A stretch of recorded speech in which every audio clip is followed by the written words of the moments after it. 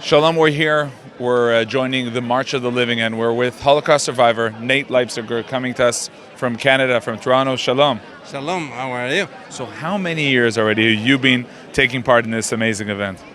This is my 19th March of the Living, but I have been here many years before that because I was on the International Council of the State Museum. There was appointment by the President of Poland to represent Canada and the survivors, the Canadian survivors. What does it mean for you to come? We know that many people, Holocaust survivors, rather not come, stay far away.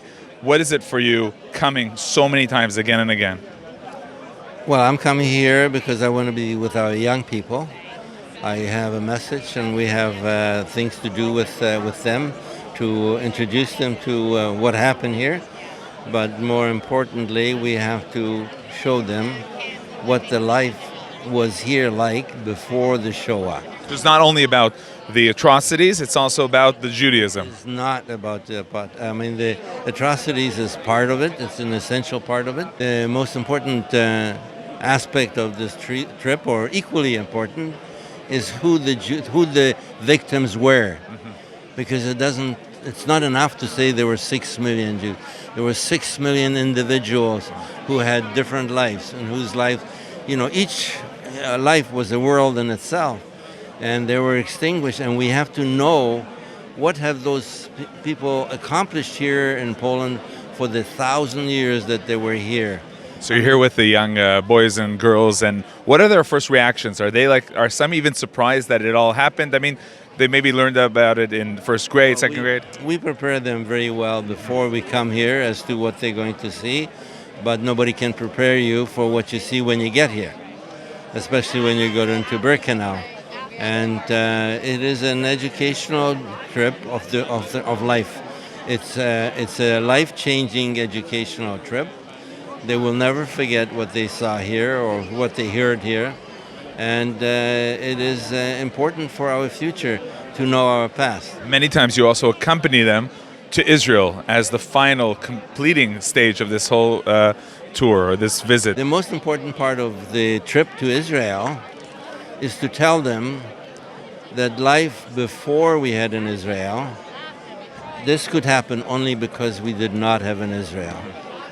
Today we're taking Israel for granted, and that must not be. We must not take Israel for granted, because our life in Canada, United States, and throughout the world is what it is because of the state of Israel's in existence. People who today live do not remember or know what life was before we had state of Israel. That we were a people without land, we are people without a state.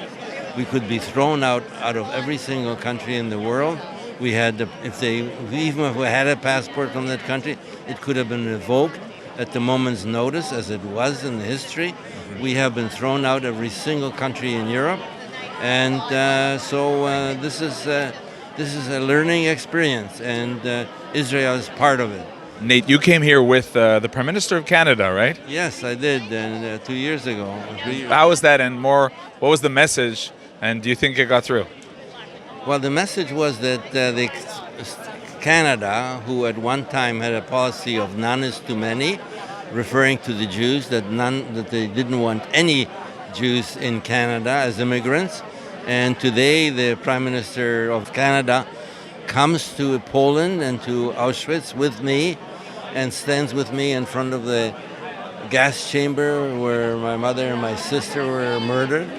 And he stood there in front of the railroad car which brought us here, that terminated our life as it was before the war, and it completely changed our life the minute we got off that car. And so these are all very important aspects. Did it affect him? Of course it did. It affected him to the extent that he decided to apologize to Canadian Jews, to Canada and the Canadian Jews, for the fact that in 1939 they sent back a ship of 900 refugees back to Germany, many to their death, and that Canada should have had accepted them. And so now we are in a situation where, Canada has become a multinational country, a multi-ethnic country, and that's our strength. Our strength is that we can all be who we want to be and still live together in peace and harmony. So we're seeing here behind us the boys and the girls and also adults walking through here freely. What are your memories from Birkenau?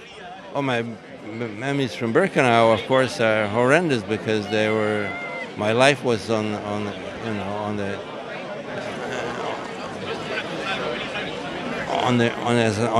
a pinnacle of like of a pyramid. It could slide. You always felt that anything could happen at any moment.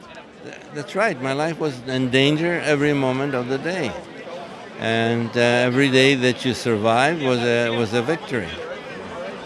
And this finally I did get out through the efforts of my father, and we survived together with my father. How did you escape? We actually were chosen to go to a work camp and a concentration camp in Germany, in Krupp factory. And I was refused to come, and my father intervened and asked him to let us go. And for some reason, his heart melted, and he let us go. When you were here, were there any thoughts of the big picture of, maybe once we'll have a state, or maybe once this will be over, or there was only about living? You are kidding, right? The only thought we had is the next hour, the next meal. We were not thinking of our future. We were only hoping for a future.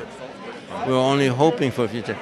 In 1942, the existence of the State of Israel was as far away as the furthest planet. So could you imagine a meeting between Nate today and Nate back then? What would you tell him? What would he tell you? Well, we're the same person, and his aspirations have been fulfilled. And I'm very happy that I'm here with many young people. And as I walk through the crowd and I see the various countries where they come here and to commemorate it, I'm saying Am Israel is in good shape. Am Israel Chai. Am Israel Chai. Nate Leipciger, thank you very much. Okay, you're welcome.